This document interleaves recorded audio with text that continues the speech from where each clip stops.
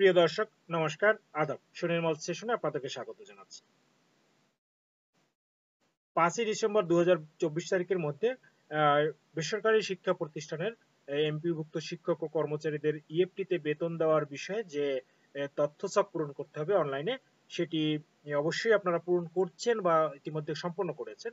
তবে পূরণ করে কিছু হার্ড কপি কিন্তু উপজেলা বা থানা শিক্ষা কর্মকর্তার কার্যালয়ে এবং আঞ্চলিক পরিচালকের কার্যালয়ে জমা দিতে হবে। তাহলে কি কি মানে হার্ড কপি বা কোন কাগজপত্র জমা দিতে হবে তার কিন্তু একটি নির্দেশনা দিয়ে দিয়েছে ইএমআইএসএল এর এই যে এমপিও ইএফটির যে ইউজার ম্যানুয়াল সেখানে।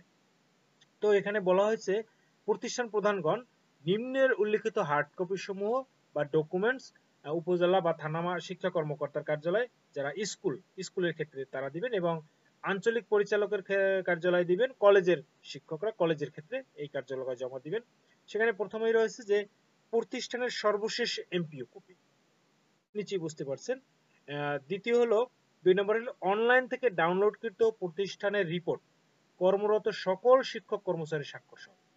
এখানে বিষয়টি হলো যে আপনি একদম সর্বশেষ যে আপনি সাবমিট করবেন তখন দেখবেন একটি রিপোর্ট ডাউনলোড করা যায়, সকল প্রতিষ্ঠানের সকল শিক্ষক কর্মচারী তথ্য সম্বলিত একটি রিপোর্ট, এবং সেই রিপোর্টটি আপনি প্রিন্ট করে সেখানে সকল শিক্ষক কর্মচারী স্বাক্ষর নিয়ে সেটি আপনি এই হার্ড কপি জমা দেবেন। 3 হলো অনলাইন থেকে ডাউনলোডকৃত প্রত্যেক শিক্ষক কর্মচারীর পৃথক পৃথক রিপোর্ট, সেখানে সংশ্লিষ্ট শিক্ষক কর্মচারীর স্বাক্ষর থাকবে। অর্থাৎ আপনি যখন এক একজন শিক্ষক বা কর্মচারীর তথ্য আপনি দিবেন, দেওয়ার পরেই কিন্তু তাদের সেই তথ্য সম্পর্কিত পিডিএফ ডকুমেন্টস সেখান থেকে ডাউনলোড করে নিতে পারবেন। সেটি আপনি প্রিন্ট করে সেখানে ওই কর্মচারী বা ওই শিক্ষকের স্বাক্ষর সহ সেটি জমা রাখবেন এবং সেটি কিন্তু হার্ড কপি হিসেবে পাঠাতে হবে। এরপর 4 নম্বর হলো শিক্ষক কর্মচারীর জাতীয় পরিচয়পত্র এর ফটোকপি, যেটি প্রতিষ্ঠান প্রধান কর্তৃক সত্যায়িত হতে হবে। অর্থাৎ প্রতিষ্ঠানের সকলের এনআইডি প্রতিষ্ঠান প্রধান সত্যায়িত করে এখানে সংযুক্ত করবেন। এরপর হলো প্রত্যেক শিক্ষক কর্মচারীর ব্যাংক চেকের কভার পাতার ফটোকপি। এটি বুঝতে পারছেন যে চেকের যে উপরের পৃষ্ঠাটা থাকে একদম শুরুতেই, যেখানে ব্যাংকের নাম, নিজের নাম, ব্যাংক নাম্বার, রাউটিং নাম্বার ইত্যাদি লেখা থাকে, চেকের পাতার সংখ্যা লেখা থাকে এত থেকে এত, ঠিক আছে? এই পেজটি একদম শুরুর প্রথম চেকটা না, কিন্তু চেকের কভার উপর পেজটা একদম, ঠিক আছে? তো এটি প্রতিষ্ঠান প্রদান কর্তৃক সত্যায়িত হবে। ওকে।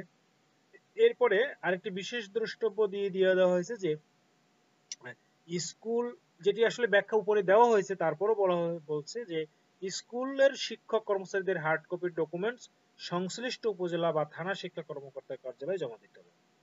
কলেজ শিক্ষক কর্মচারীদের হার্ড কপির ডকুমেন্ট সংশ্লিষ্ট অঞ্চলের পরিচালকের কার্যালয়ে জমা দিতে হবে। তবে যেগুলো স্কুল অ্যান্ড কলেজ আছে, স্কুল অ্যান্ড কলেজের ক্ষেত্রে স্কুল অংশের এমপিওভুক্ত শিক্ষক কর্মচারীর হার্ড কপির ডকুমেন্ট সংশ্লিষ্ট উপজেলা বা থানা শিক্ষা কর্মকর্তার কার্যালয়ে, এবং কলেজ অংশের এমপিও ভুক্ত শিক্ষক কর্মচারীর হার্ড কপির ডকুমেন্টস সংশ্লিষ্ট অঞ্চলের পরিচালকের কার্যালয়ে জমা দিতে হবে। তো প্রিয় দর্শক, নিশ্চয়ই আপনারা এখান থেকে জেনে গেলেন যে আপনি হার্ড কপি সমূহ কোথায় দিবেন। তো সুনির্মল সেশনের সাথে থাকার জন্য ধন্যবাদ জানাচ্ছি, পরবর্তী ভিডিও দেখার জন্য আমন্ত্রণ জানাচ্ছি এবং চ্যানেলটিকে সাবস্ক্রাইব করে রাখার অনুরোধ রেখে আজকের মতো বিদায় নিচ্ছি। শুভ বিদায়।